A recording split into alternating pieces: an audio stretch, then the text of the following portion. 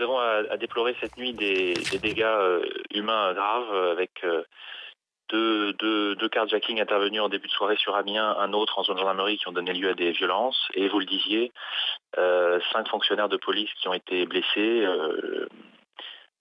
heureusement légèrement, 1 à la main, 3 par des tirs de chevrotine, 1 par des tirs de mortier.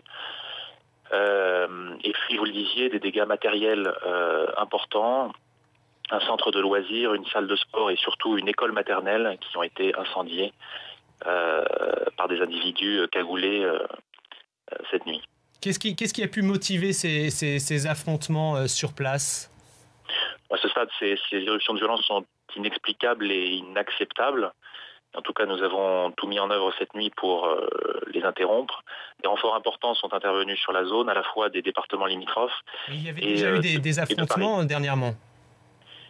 Effectivement, depuis plusieurs week-ends et depuis plusieurs soirs, des affrontements importants avaient lieu avec ces mêmes manifestations de violence inacceptables. Vous avez fait notamment appel à des renforts cette nuit pour mettre fin à ces violences. Au plus fort de la nuit, nous avions sur la zone d'Amiens entre 110 et 150 policiers.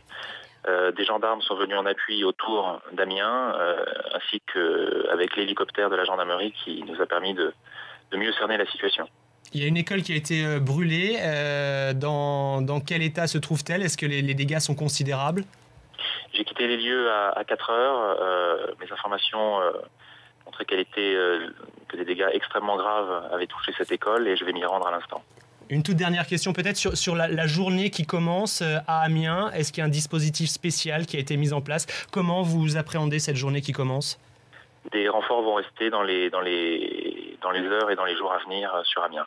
Vos femmes, ce sont vos filles, ce sont vos enfants qui seront kidnappés, pris, mis dans des quartiers, les fameux quartiers réservés, comme il y en a à Casablanca, à Meknès et partout ailleurs, et vous n'oserez plus aller les rechercher, parce qu'ils auront fait des médinas et puis des mosquées telles que même les gendarmes n'oseront plus mettre les pieds là-dedans. Alors, qu'est-ce que ça va être la France à ce moment-là? C'est déjà comme ça dans certaines villes d'Angleterre. Qu'est-ce qu'il faut faire alors, monseigneur? Demandez au gouvernement d'arrêter cet islam, faire ce qu'on a toujours fait. Les deux religions ne peuvent pas cohabiter, c'est impossible. Qu'ils restent chez eux. Et si tous les ans il y a 500 000 musulmans en plus en France, allez voir ce que ça va faire avec des mosquées. Quand un chef dira tuer les chrétiens, quand il tue un chrétien, il sauve leur âme et il sauve l'âme de celui qu'il tue.